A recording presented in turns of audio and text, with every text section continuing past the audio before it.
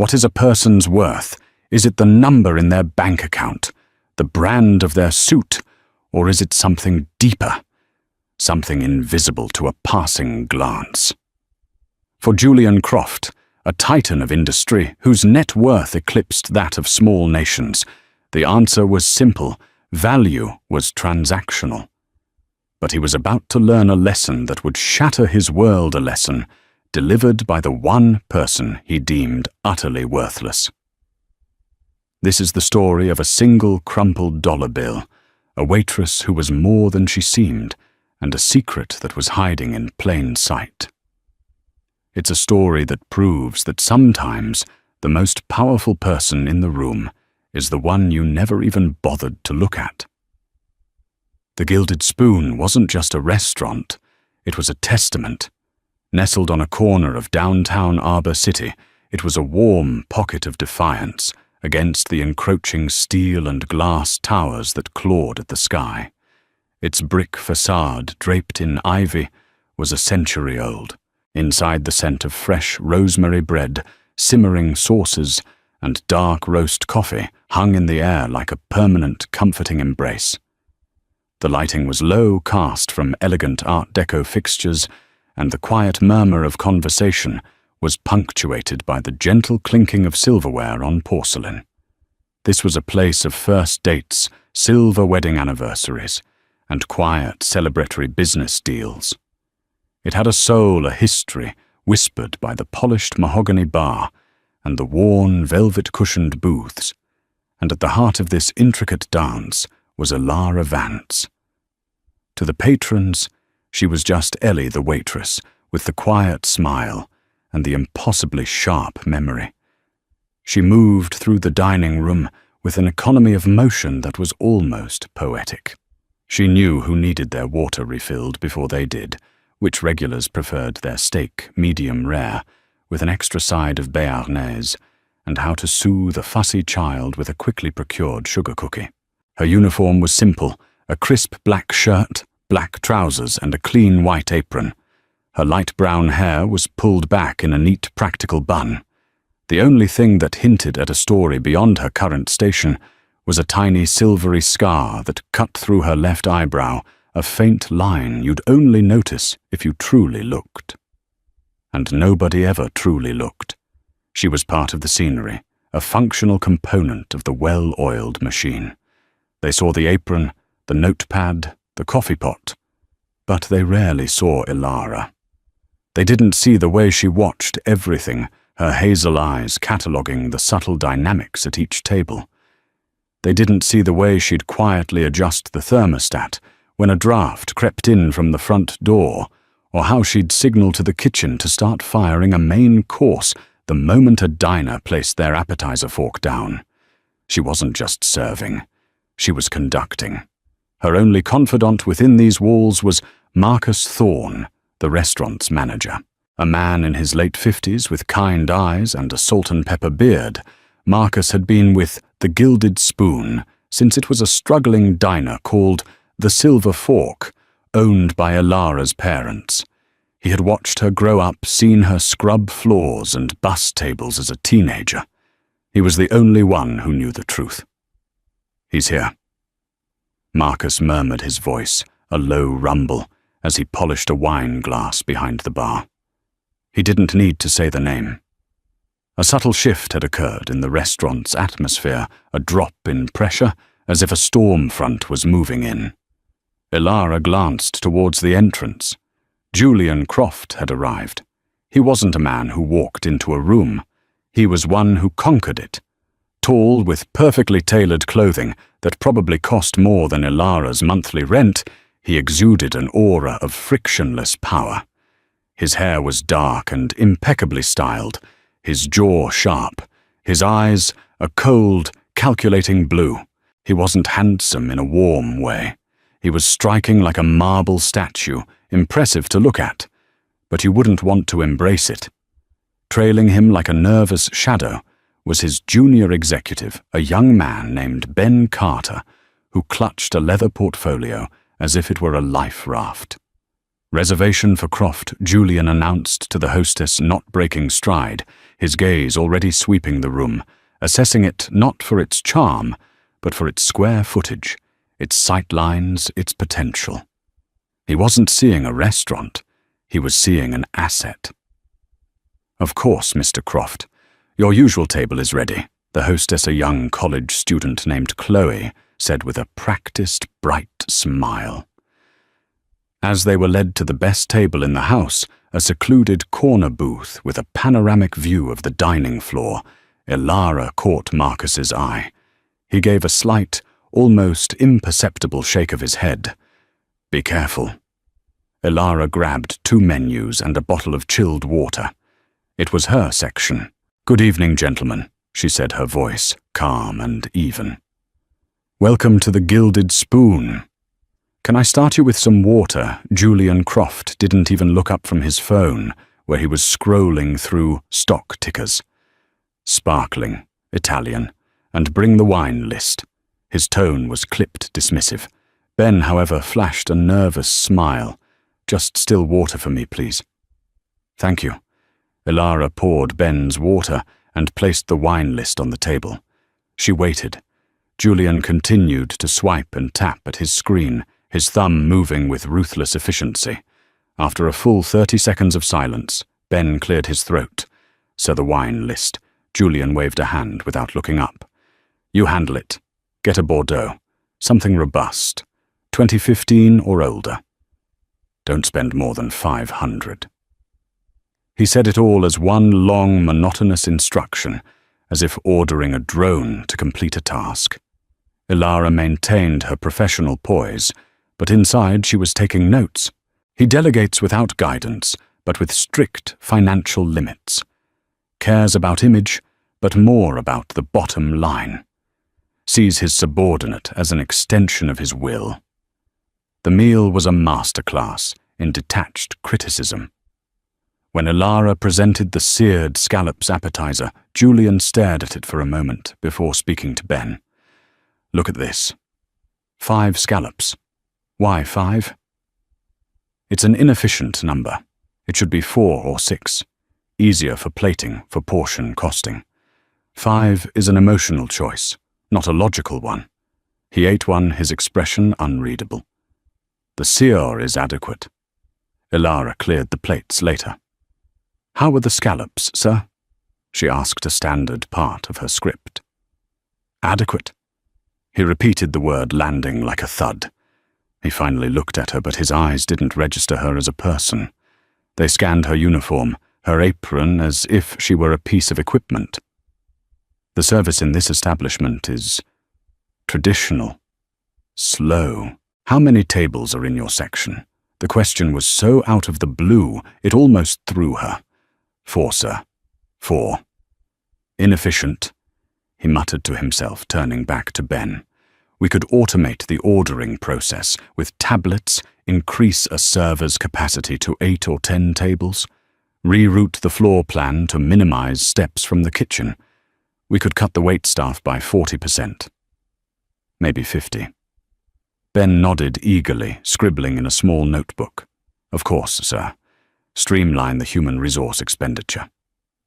Elara felt a cold knot tighten in her stomach. He was dissecting her home, her family's legacy, with the detached cruelty of a surgeon operating on a cadaver. He wasn't just a rude customer. He was a predator circling his prey. The rest of the meal continued in the same vein. The filet mignon was predictable, the risotto lacking in novelty. He wasn't tasting the food, lovingly prepared by their head chef, Leo, who poured his heart onto every plate. He was analyzing a product, breaking it down into its component parts, and finding it wanting in a spreadsheet. Finally, the ordeal was over. Elara brought the bill. It came to 850, including the expensive Bordeaux. She placed the leather billfold on the table and retreated to a respectful distance. Julian didn't even open it. He pulled out a sleek black credit card, a card rumored to have no limit, and handed it to Ben. "Take care of it."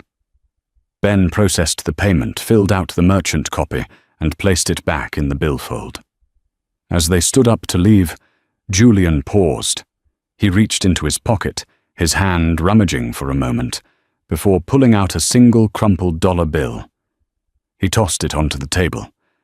It fluttered down next to the half-empty water glass, a stark, insulting gesture. He looked directly at Alara for the first time all night, a smirk playing on his lips. "For your trouble," he said, his voice dripping with condescension. Then he turned and swept out of the restaurant, Ben scurrying behind him. The entire staff fell silent. Every server, every bus boy had seen it. The air crackled with shared indignation. Marcus walked over to the table, his face a thundercloud. He looked at the credit card slip. Ben had added no tip. The grand total paid was exactly $874.50. The crumpled dollar was the entirety of the gratuity. That arrogant son of a... Marcus began, his voice shaking with fury. He reached for the dollar bill as if it were contaminated, but Alara's hand shot out and gently covered his. "Leave it, Marcus," she said. Her voice was unnervingly calm. "Ellie, that's not just an insult to you. It's an insult to this entire house, to everything your parents built." Alara looked down at the single dollar. She saw the creased, tired face of George Washington. For a moment, she wasn't seeing the first president. She was seeing her father, his face creased with worry, counting out the day's meager earnings from the old diner.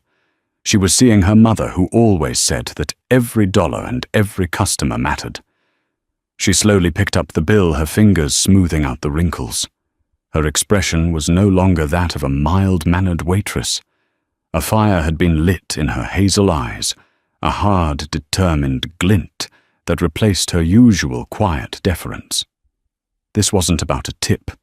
It was a declaration of war. "I know," she said, her voice low and steady, a promise and a threat all in one. "He has no idea what he's just done." She folded the dollar bill neatly and tucked it into her apron pocket. It felt heavier than a simple piece of paper. It felt like a gauntlet that had been thrown down, and she was about to pick it up. The final patron left just after 11, and the familiar, comforting ritual of closing began. The clatter of dishes being stacked, the low hum of the industrial vacuum, the scent of lemon cleaner mingling with the lingering aroma of coffee. For the staff, it was the wind down of another long shift. For Alara tonight, it was the calm before she unleashed the storm. Once the floors were mopped, and the last of the staff had clocked out their goodbyes, laced with simmering resentment over the Croft incident, only Alara and Marcus remained. The dining room was dark, save for a single ghost light on the bar. Marcus poured 2 small glasses of amber liquid, a 20-year-old Scotch he reserved for special occasions, or in this case, for fortifying the soul. He slid one across the polished bar to Alara. "I still can't believe the audacity of that man," Marcus seethed, shaking his head. "To do that so publicly. It was a power play, Ellie. He was marking his territory." Alara didn't respond immediately. She was no longer in her waitress persona.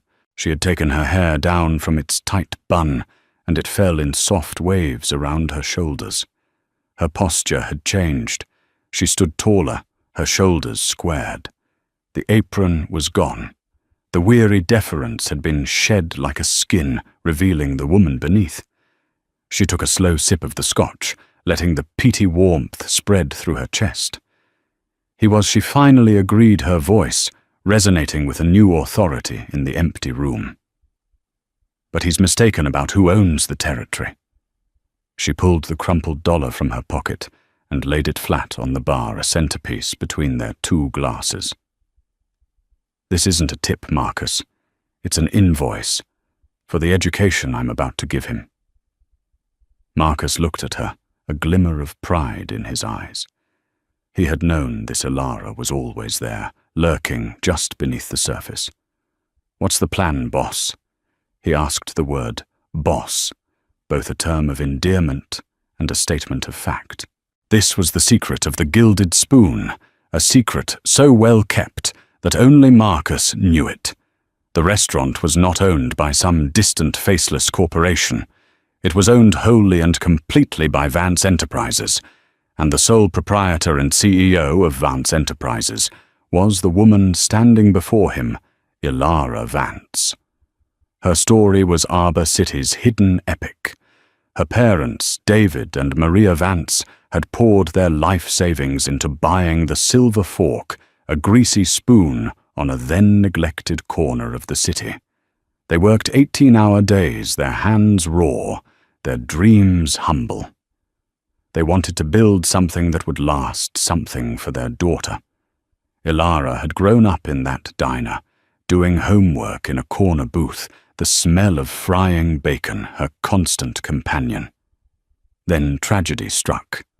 A fire started by faulty wiring in the old building next door had gutted the diner.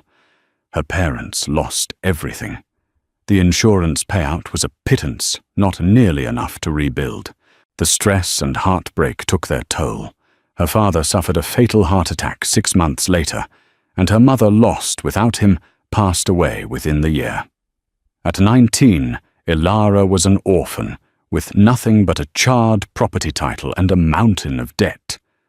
But David and Maria had given their daughter more than a diner. They'd given her a spine of steel.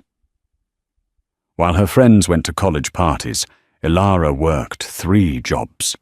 She was a barista, at dawn a data entry clerk by day, and a cleaner at a law firm by night. In her spare moments, she lived at the public library, devouring books on business management, finance, and corporate law. She took online courses in accounting and culinary arts. She was fueled by grief rage and a burning desire to rebuild what her parents had lost, but to build it better, stronger, a fortress they would be proud of. Slowly, painstakingly, she clawed her way back. She took out a high-risk loan using a brilliantly crafted business plan as her only collateral. She didn't just rebuild the diner, she reimagined it. She honored its soul, but gave it a new body. The silver fork became the Gilded Spoon. She designed every detail from the custom light fixtures to the thread count in the napkins. She personally interviewed and hired every single member of her initial staff, including a young, passionate chef named Leo Martinez, who shared her vision. And when it opened, she made the most crucial decision of all. She promoted Marcus, her parents' most loyal employee, to manager, and she went undercover. My father always said, "You can't run a ship from the admiral's quarters. You need to know how the bilge pumps work," she explained to a stunned Marcus at the time. "I need to know this place from the floor up. I need to hear what customers say when they think the owner isn't listening. I need to know if my staff is happy, if the suppliers are reliable, if the plumbing in the ladies' room is backing up again. I need to be the ghost in my own machine." So for 5 years, she had been Ellie the waitress, the invisible hand guiding her own creation. She knew the business's strengths and weaknesses with an intimacy no CEO staring at a report could ever achieve. She knew Leo was struggling to support his sister's medical treatments, that Chloe the hostess was a brilliant pre-law student, that one of the busboys was a gifted artist saving up for art school.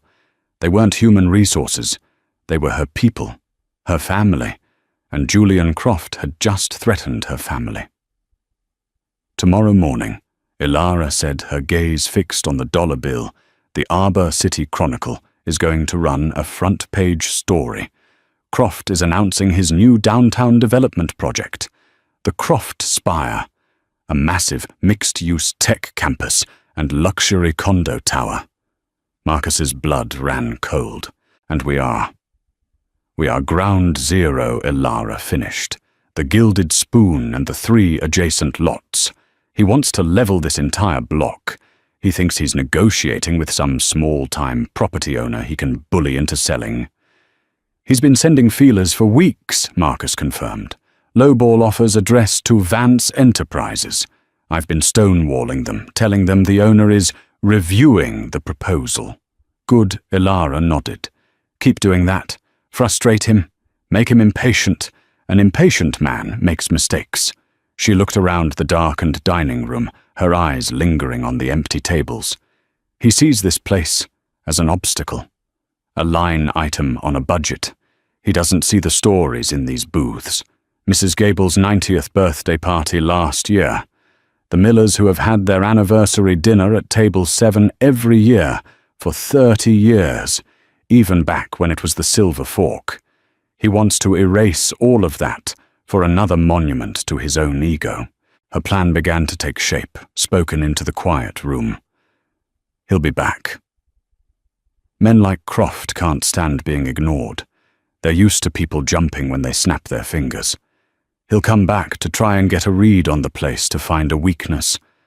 And when he does, I'll be here refilling his water, listening to every word he says. She took a final sip of her scotch. "He thinks he's the predator, Marcus. He thinks I'm the prey. We're going to let him keep thinking of that right up until the moment the trap springs."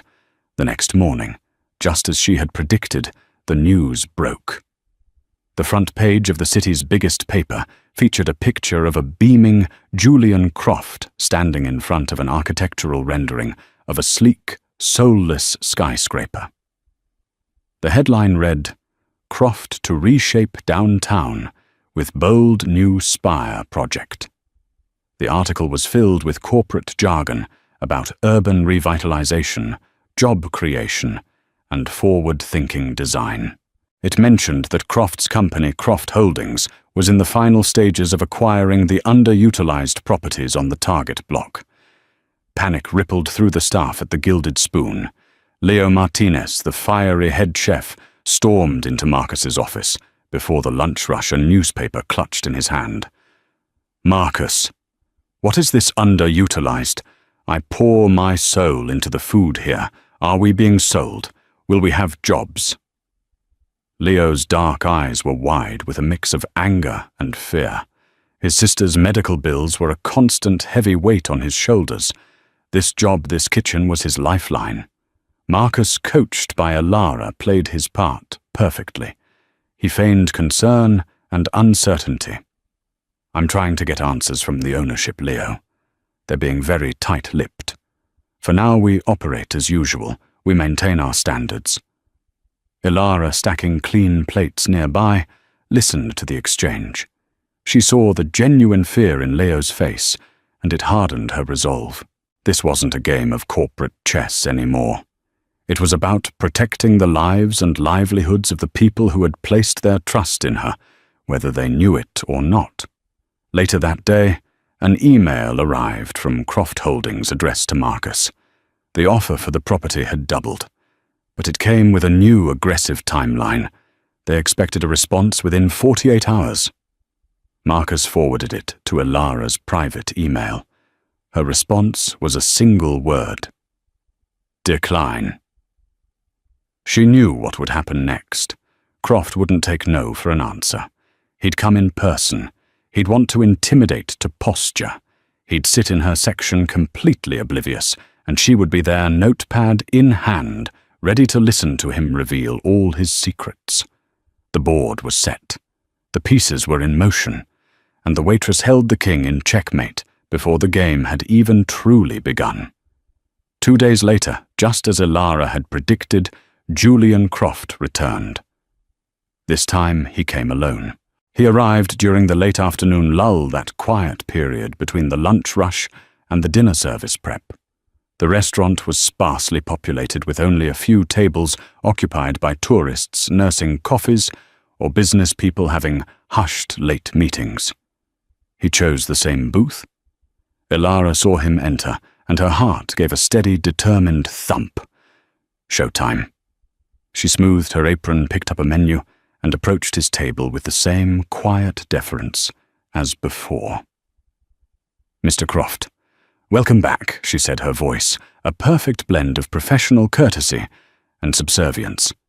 He actually looked at her this time, a flicker of recognition in his cold blue eyes. He remembered her as the recipient of his $1 insult. A faint, cruel smile touched his lips. "You're still here," he stated, as if surprised she hadn't evaporated from the sheer force of his contempt. "Yes, sir. It's my job." She placed the menu on the table.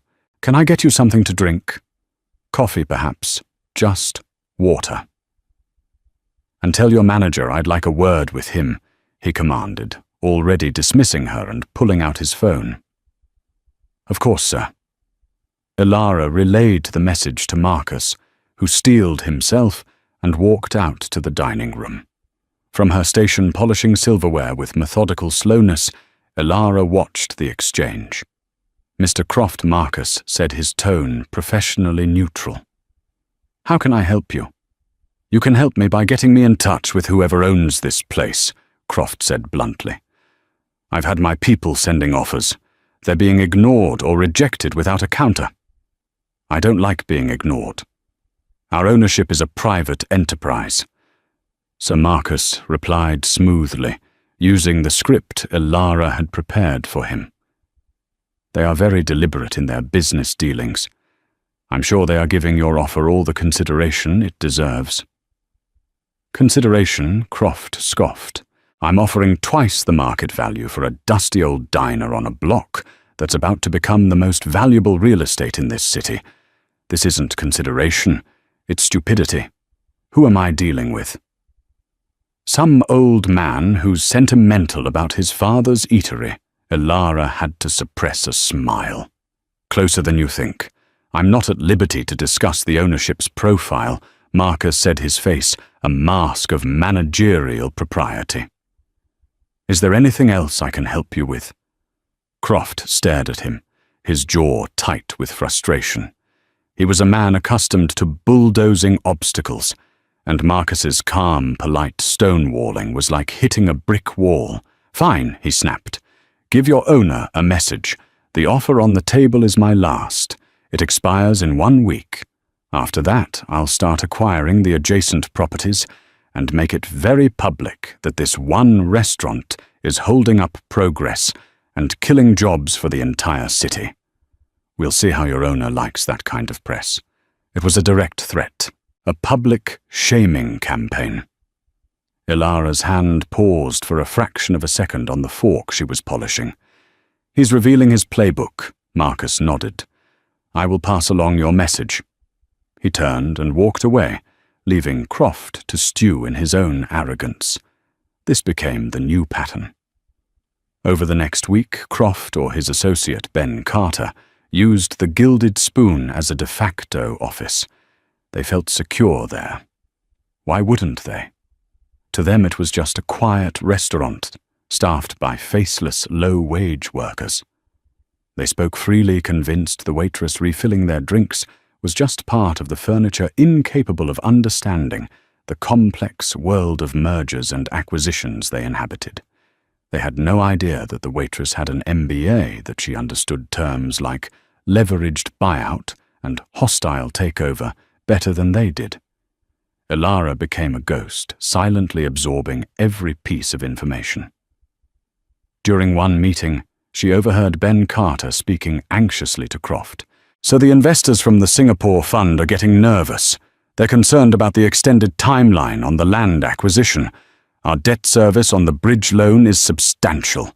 We need to break ground by Q4, or the penalty clauses kick in." Leverage point number 1, Ilara thought as she refilled their water glasses. He's over-leveraged. This project isn't a vanity project. It's a necessity to keep his financial empire afloat. He's desperate. Another time, while clearing a nearby table, she heard Croft on a hushed, angry phone call. "Look, Isabella, stay out of it. This is my play. I don't care what your sources say. I have the block locked down. No, it's not a done deal yet, but it will be. Don't you dare make a move." Ilara mentally filed the name away. Isabella. A quick search on her phone in the staff break room revealed Isabella Rossi, CEO of Rossi Developments, Croft's primary and most ruthless competitor. The two had a long history of poaching deals from each other. Leverage point number 2, she mused. He has a rival circling waiting for him to show weakness. If she knew how precarious his hold on this deal was, she could make a competing offer either to me or to his investors. The pressure was also building inside the restaurant. Leo the chef grew more agitated by the day. The uncertainty was eating at him. One evening he pulled Clara aside in the kitchen, his chef's whites stained with tomato sauce and sweat. "Ellie, I have to be honest with you," he said, his voice low. "I got an offer. Executive chef at the new Hyatt downtown. It's stable. Good benefits. My sister. The bills." He trailed off, looking miserable. "I don't want to leave. This place is my home, but I can't risk my family's future on an owner who won't even tell us what's going on." Ilara's heart ached for him. This was the real-world consequence of her secrecy. She placed a hand on his arm. "Leo, can you give me 1 more week, please? Trust me. Don't take the offer yet. I promise you this restaurant isn't going anywhere. Your work, your future, it's safe here." He searched her eyes, seeing not just a fellow employee, but a deep, unwavering sincerity. He didn't understand why, but he felt a strange sense of reassurance from her. "Okay, Ellie," he sighed. 1 more week. For you." The final piece of the puzzle fell into place 2 days before Croft's deadline. He was in his booth with Ben, and their moods were foul. The stonewalling from Vance Enterprises had clearly reached a breaking point. They rejected the final offer this morning. Croft snarled, his voice a low growl. Just a 1-line email from that stoic manager. The owner respectfully declines. Who the hell are these people? Ben, ever the sycophant, tried to placate him. So perhaps we can move on to the next phase, the public pressure campaign. And there's always the Councilman Miller angle. Croft shot him a venomous look. "Don't say that name out loud, you idiot." He lowered his voice even further, but not low enough for the silent waitress at the adjacent table who was meticulously wiping down a cruet set. The payment to Miller's consulting firm was supposed to be our ace in the hole for the zoning variance.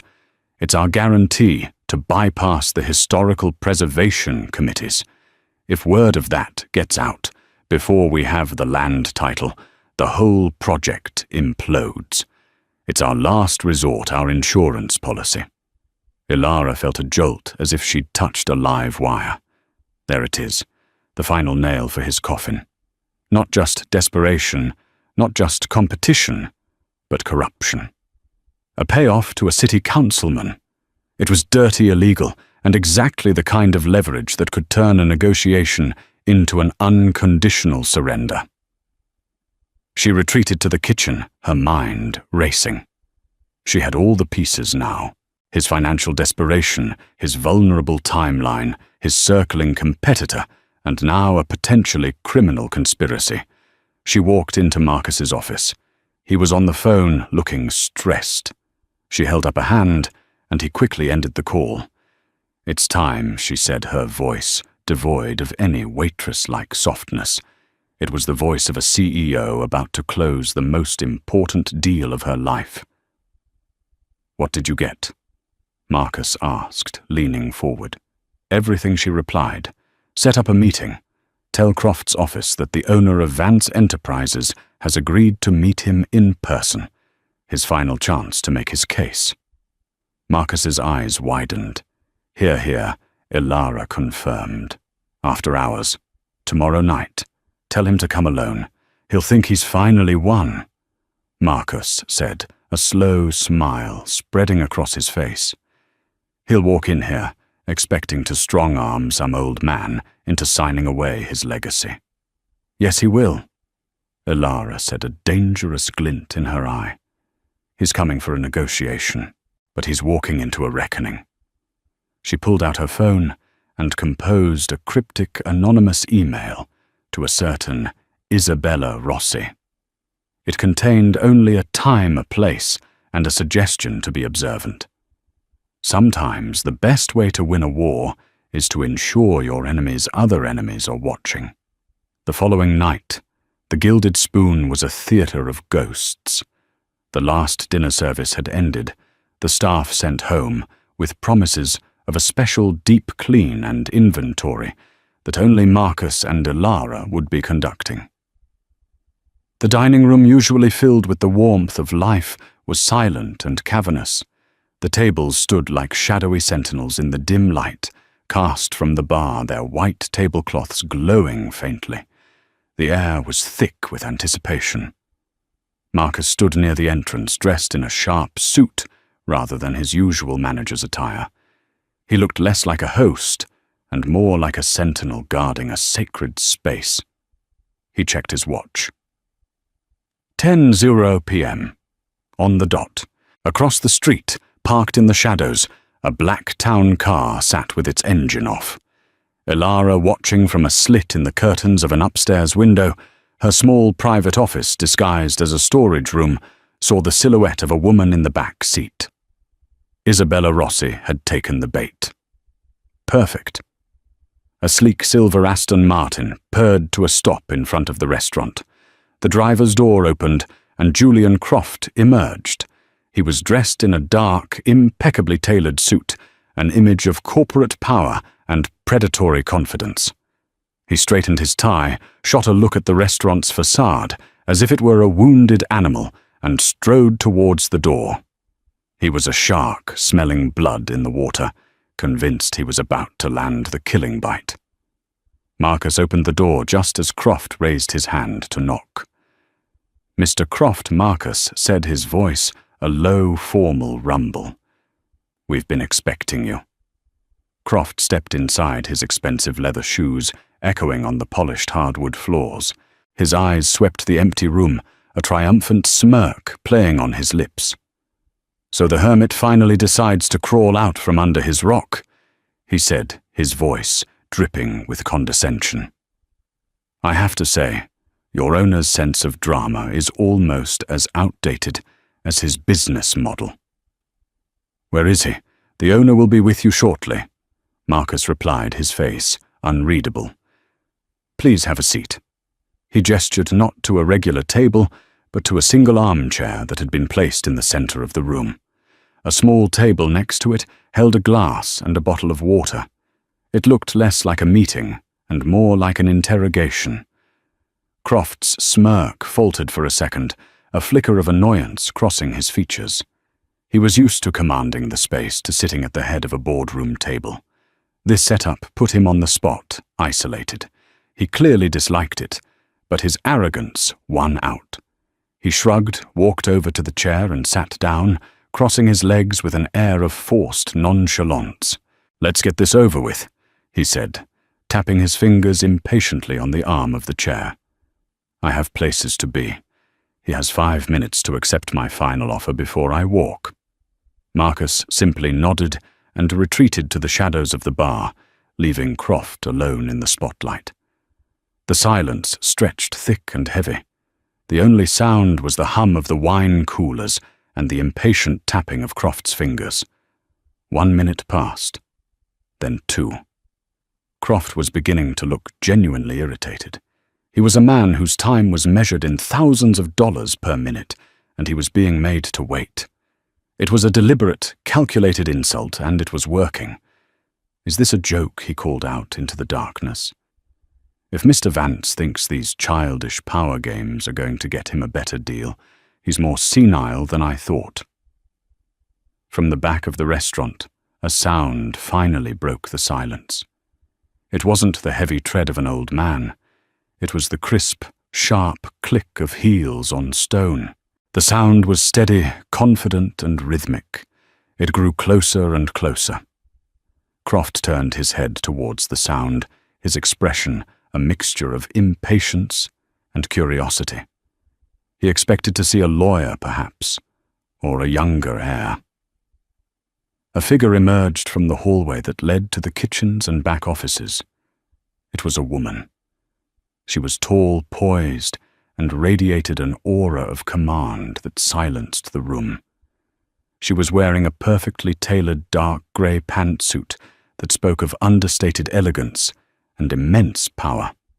Her light brown hair, which Croft had only ever seen in a tight, practical bun, was down styled in sleek, professional waves that framed a face that was both familiar and shockingly different. The meek, subservient gaze of the waitress was gone, replaced by a direct, analytical stare that was as sharp and cold as his own. The tiny scar on her eyebrow, barely visible, before now seemed like a mark of distinction, a sign of battles won. It was Clara Vance. Julian Croft stared, his mind struggling to process the image. He blinked a brief, involuntary flicker of utter confusion. His brain cross-referenced the face with his memory, and the system crashed. The waitress, the quiet, invisible girl who brought him water and cleared his plates. The girl he had insulted with $1. His jaw went slack. The arrogant smirk vanished, replaced by a mask of pure, unadulterated disbelief. "You," he whispered the word, barely audible in the silent room. Clara didn't answer immediately.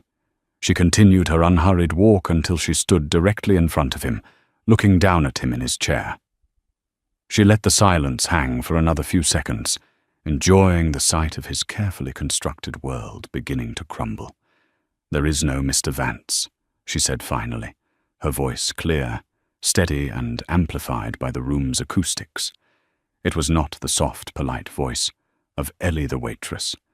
It was the firm, resonant voice of a CEO. "My father is dead. He died because of the stress of losing the diner that once stood on this spot. My name is Clara Vance. I am the owner of this restaurant, the founder and sole proprietor of Vance Enterprises, and the person whose time you have been wasting for the past month." Croft's face went through a rapid series of emotions: confusion, denial, embarrassment, and finally a surge of indignant anger. He shot to his feet, trying to reclaim his physical dominance in the space. "This is absurd." He spat his voice, regaining its harsh edge. "Some kind of trick. You're a waitress?" "I am Clara," agreed, calmly, not taking a single step back. "I'm also a businesswoman. I find the best way to understand my business is from the ground up. I was serving you water when you called my establishment a dusty old diner. I was clearing your appetizer when you called my plating inefficient. I was standing right here in this room when you decided that my work, my life, the legacy my parents died for, was worth exactly $1. She reached into the pocket of her suit jacket and pulled out the crumpled dollar bill he had tossed on her table. She held it up between her thumb and forefinger. "You see, Mr. Croft, you thought you were evaluating a restaurant. But what you were really doing was evaluating a person. You were assessing my worth, and you failed the test spectacularly. You looked right at the owner of the property you so desperately need, and you saw nothing of value. That is your weakness. You don't see people. You see obstacles and assets, and it's about to cost you everything." Croft stared at the dollar bill, then back at her face. The full weight of his colossal blunder was starting to crash down on him. The weeks of frustration, the ignored calls, the polite but impenetrable wall he'd run up against it, had all been orchestrated by the woman he had treated like dirt. The humiliation was a physical blow. But he was Julian Croft. He didn't crumble. He snarled. "So this has all been about a hurt ego over a bad tip," he sneered, trying to regain control. "Fine, you've had your little moment of drama. It's very theatrical. Now let's talk numbers. What's your price? Name it. Everyone has a price." Clara smiled, but it was a cold, sharp thing. It didn't reach her eyes. "You're right, I do have a price," she said. "But it's not what you think." She took a step to the side, gesturing towards the empty room. "This isn't about money, Julian. This is about respect. Something you know nothing about. You came in here threatening my people, my home. You plotted to tear it down to build another glass box for your ego. You threatened a public smear campaign. You even have a dirty little deal with Councilman Miller to smooth over any zoning problems. At the mention of the councilman's name, every ounce of colour drained from Croft's face. His bravado evaporated, replaced by a raw, primal fear. He opened his mouth, but no words came out. "How?" he finally managed to stammer. "You talk too loud when you think no one of importance is listening," Ilara said simply. "You told me everything I needed to know. You're over-leveraged on this project. Your Singaporean investors are getting cold feet. You absolutely have to break ground by the end of the year. And your biggest competitor, Isabella Rossi." Ilara paused and glanced meaningfully towards the front windows, is likely very interested to know just how fragile your position is. Croft's eyes followed her glance and widened in horror. He couldn't see the car, but the implication was clear. He was trapped, completely and utterly outmaneuvered. "You're bluffing," he whispered, but there was no conviction in his voice. "Am I Ilara's voice?" dropped, becoming deadly serious. "Let's be clear. You are not buying my restaurant. You will not be leveling this block. The deal you came here to make is dead. However, since I am a businesswoman and not just a vengeful waitress, I am prepared to offer you a new deal. My deal. On my terms." She let that hang in the air, the power in the room having shifted so completely it was almost a physical force. The predator was now the prey caught in a trap he had been too arrogant to see. The stage was set, the audience was waiting, and Ilara Vance was about to deliver her masterstroke. The silence in the Gilded Spoon was absolute. Julian Croft, a man who commanded boardrooms and moved markets with a single phone call, stood utterly exposed in the center of the room. The carefully constructed facade of invincibility had been stripped away, layer by layer, by the woman he had dismissed as insignificant. He was a king, suddenly and shockingly in check. "Your deal." He finally choked out the words, tasting like ash in his mouth.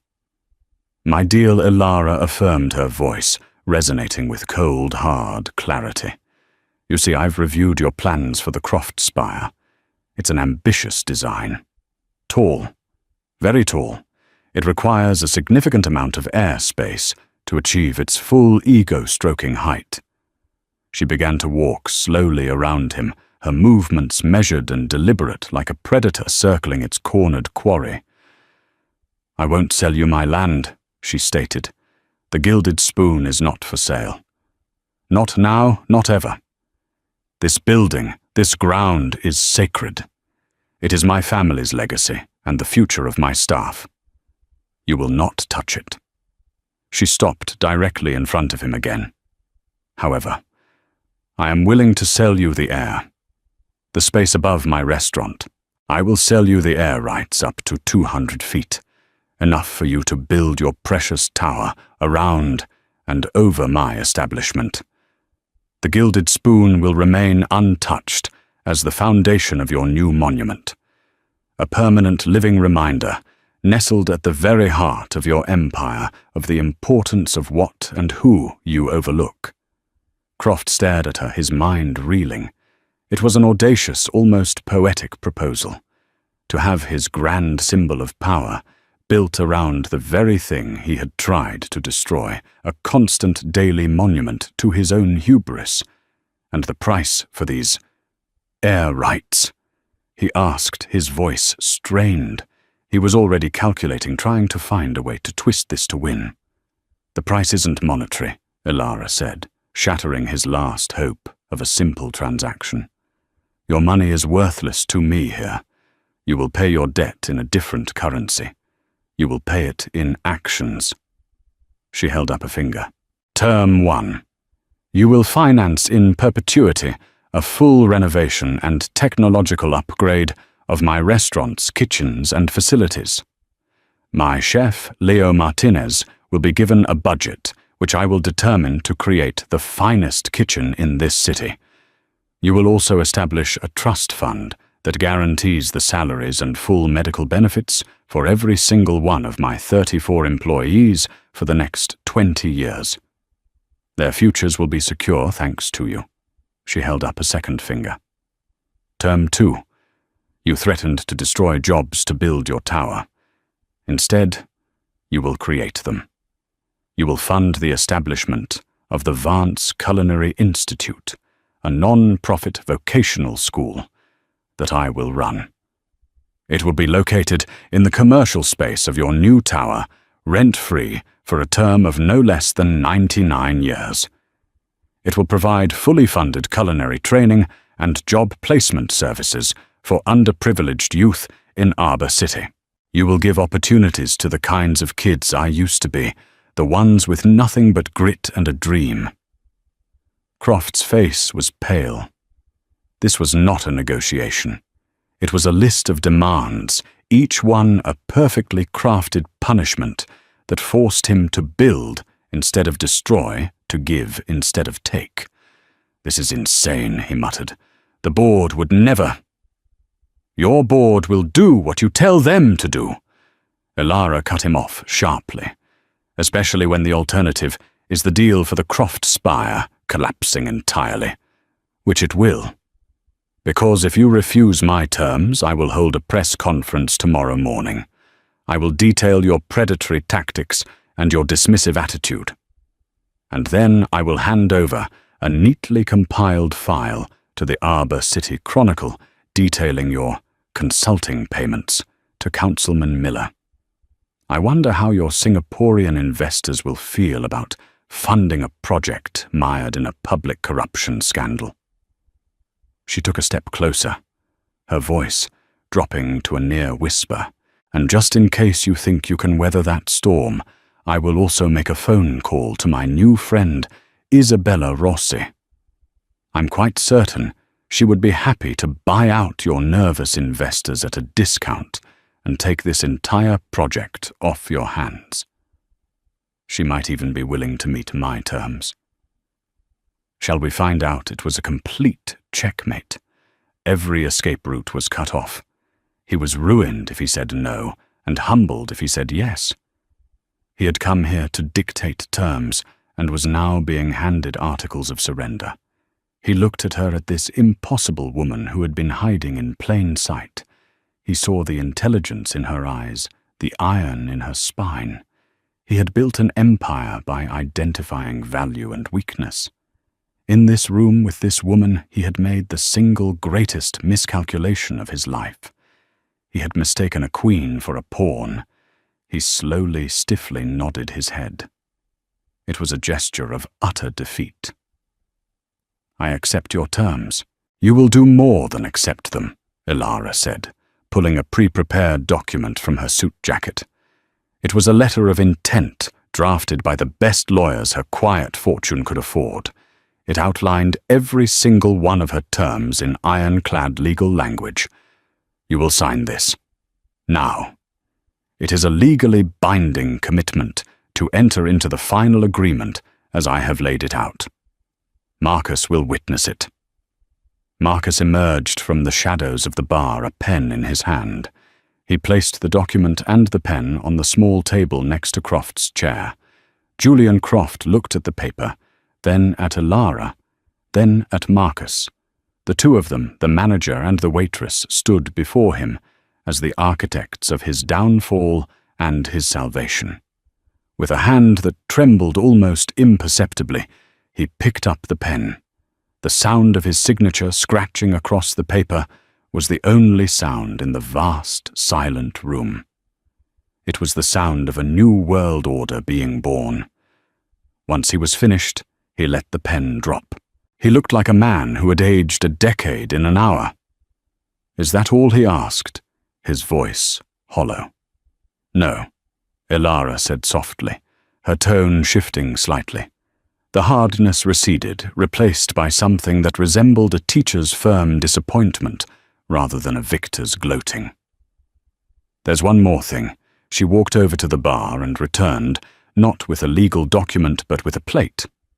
On the plate was a single, perfect slice of Leo's signature dessert, a salted caramel and chocolate tart.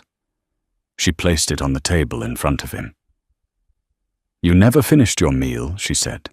"You analyzed it, you critiqued its efficiency, but you never actually tasted it. You never understood what it was. This is what we do here. We create something beautiful out of simple ingredients. We provide comfort. We make people happy. This is what you almost destroyed. I want you to remember that." Croft stared at the tart. He looked up at Clara, the waitress who was his new, silent business partner, the woman who had taken everything from him, and, in a strange way, given him a chance to be something more than just a shark. Without a word, he picked up the fork. He took a bite. And for the first time in a long time, Julian Croft simply tasted his food. In the end, Julian Croft did build his tower. The Croft Spire now stands as the tallest building in Arbor City. But at its base, nestled like a jewel in the heart of the steel giant, the Gilded Spoon still stands, its warm lights spilling onto the pavement. Inside, Leo Martinez cooks in a state-of-the-art kitchen. The staff works with the security of a guaranteed future. And every evening, a new generation of chefs at the Vance Culinary Institute learns that food is about more than just profit margins. Julian Croft became a different man. Not a saint, but a man humbled. A man who learned to see the people who polished the floors and poured the coffee. He became a silent benefactor, his name attached to a project born from his own arrogance, forever tied to the woman who taught him the true meaning of value. Clara Vance's story is a powerful reminder that worth isn't worn, driven, or owned. It's earned. It's the integrity you show when no one is watching and the strength you hold in your convictions. The world is full of invisible heroes and quiet giants, the Clara Vances in our own lives, whose true power lies just beneath the surface.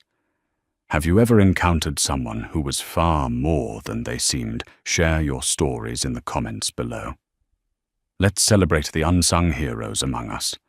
If this story moved you, please hit that like button. Share it with someone who needs to hear it, and be sure to subscribe for more true stories that reveal the extraordinary in the ordinary.